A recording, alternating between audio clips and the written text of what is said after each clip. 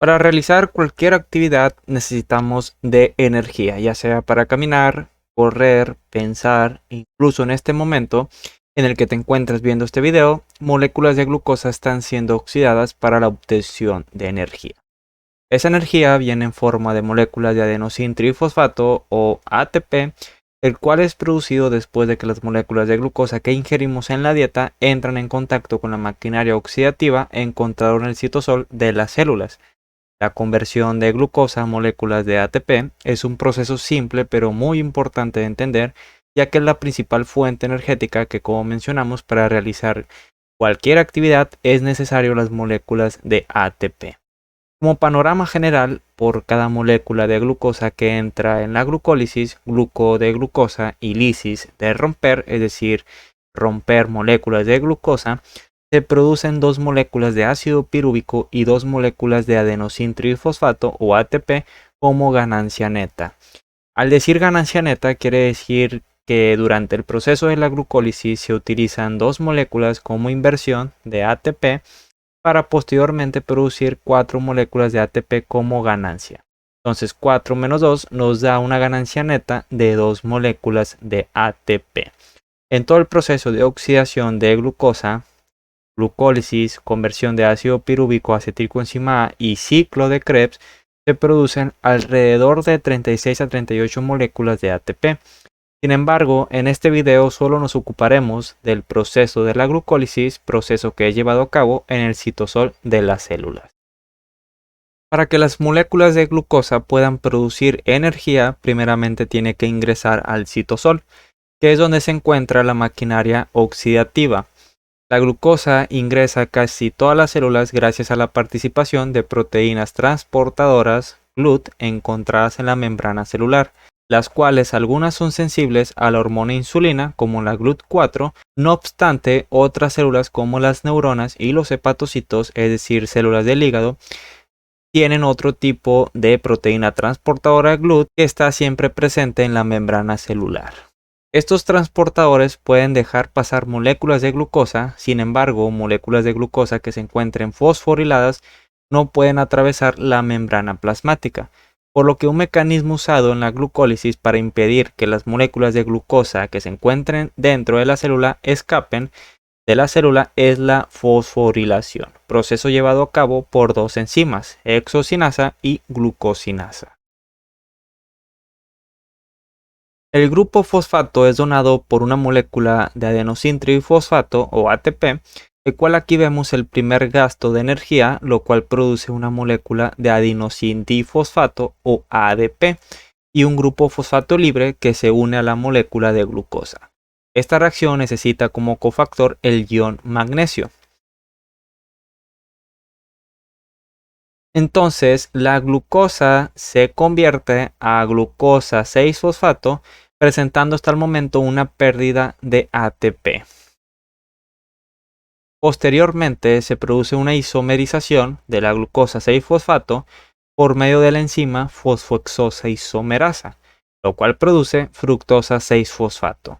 Y sabiendo que las moléculas de glucosa fosforiladas no pueden atravesar la membrana plasmática, se fosforila la molécula fructosa 6-fosfato para convertirla a fructosa 1,6-bifosfato, reacción llevada a cabo por la enzima fosfofructosinasa, el cual la donación del grupo fosfato se lleva a cabo por otra molécula de ATP. Y de igual manera, esta reacción ocupa el ion magnesio. Por lo tanto, hasta este momento llevamos una pérdida de 2 moléculas de ATP, pero tenemos aseguradas las moléculas fosforiladas para que éstas no puedan escapar de la maquinaria oxidativa. Esta segunda fosforilación se lleva a cabo debido a que esta molécula se partirá en 2, por lo que la segunda fosforilación asegura que las 2 moléculas nacientes de la fructosa 1,6-bifosfato presenten en su estructura un grupo fosfato. El rompimiento de la molécula de fructosa 1,6-bifosfato es realizada por la enzima aldolasa, el cual produce 2 moléculas diferentes. Primeramente mencionaremos la molécula que sigue el paso de la oxidación de la glucosa, que es el gliceraldehído 3-fosfato, y la otra molécula producida es la fosfato dihidroxiacetona, que posteriormente se convierte de igual manera a gliceraldehído 3-fosfato por medio de la enzima fosfotriosa isomerasa.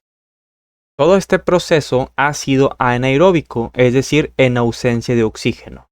Sin embargo, para que la oxidación de glucosa pueda seguir con los pasos faltantes, tiene que haber moléculas de NAD que son oxidantes, el cual un mecanismo de producción es por medio de la cadena respiratoria mitocondrial, que es un proceso aeróbico, en el que las moléculas de NADH son oxidadas para producir moléculas de NAD. Por otro lado, en condiciones anaeróbicas, por ejemplo en actividad física extenuante, la disponibilidad de oxígeno se encuentra disminuida, por lo que la oxidación de NADH por medio de la cadena respiratoria mitocondrial se encontrará disminuida. Sin embargo, tiene que haber moléculas disponibles de NAD para que el proceso de la glucólisis pueda llevarse a cabo, y un mecanismo es la producción de ácido láctico a partir del piruvato, proceso que más adelante en este video vamos a ver, en el que cuando hay una acumulación de esta molécula produce agotamiento muscular.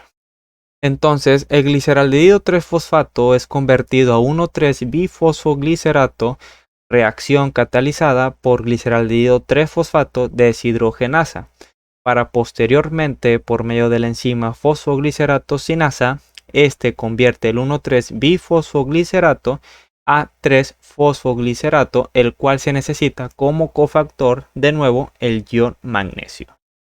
En esta reacción vemos nuestra primera ganancia de energía por una molécula de ATP producida, el cual hasta el momento ya no tenemos moléculas de ATP ni perdidas, pero tampoco ganadas, ya que si recordamos aquí se sintetizan dos moléculas de 3-fosfoglicerato. Por lo tanto, como ganancia en este paso tenemos dos moléculas de ATP. Siguientemente, el 3-fosfoglicerato se convierte a 2-fosfoglicerato por medio de la enzima fosfoglicerato mutasa. Seguidamente, esta molécula se convierte a fosfonolpiruvato por medio de la enzima enolasa, reacción que necesita el ion magnesio como cofactor. En esta parte ya casi finalizamos este proceso de la glucólisis, el cual hasta el momento no tenemos pérdidas de energía, pero tampoco tenemos ganancia. Entonces, el fosfonolpiruvato producido por medio de la enzima piruvato sinasa se convierte a piruvato, que como vemos en esta reacción se sintetiza una molécula de ATP, pero como son dos moléculas de piruvato creadas, se sintetizan dos moléculas de ATP, teniendo como ganancia dos moléculas de ATP. Esta molécula de piruvato tiene dos destinos. Uno es que sea convertido a acetilcoenzima A para que entre el ciclo de Krebs, y otro es que por medio de la enzima lactato deshidrogenasa produzca una molécula de lactato. De cuál vía se utiliza en mayor medida depende de las condiciones fisiológicas del individuo. Es decir, si la persona se encuentra en una actividad física anaeróbica, es decir, con poca disponibilidad de oxígeno, el piruvato producido será convertido a lactato, ya que para que el proceso de la glucólisis continúe, tiene que haber NAD disponible para oxidar la molécula de gliceraldehído 3-fosfato.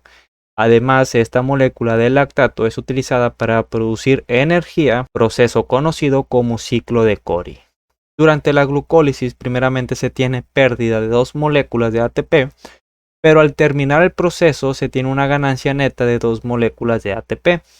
Sin embargo, una molécula de glucosa puede producir alrededor de 36 a 38 moléculas de ATP cuando hay disponibilidad de oxígeno, y solamente dos cuando hay baja disponibilidad de oxígeno. Esto debido a que durante la glucólisis, la conversión de piruvato a acetilcoenzima A y en el ciclo de Krebs se crean moléculas de FADH y NADH que entran a la cadena de transporte de electrones, el cual sintetizan moléculas de ATP. Si te gustó el contenido de este video, no olvides dejar tu pulgar arriba, suscribirte, activar la campanita y compartir.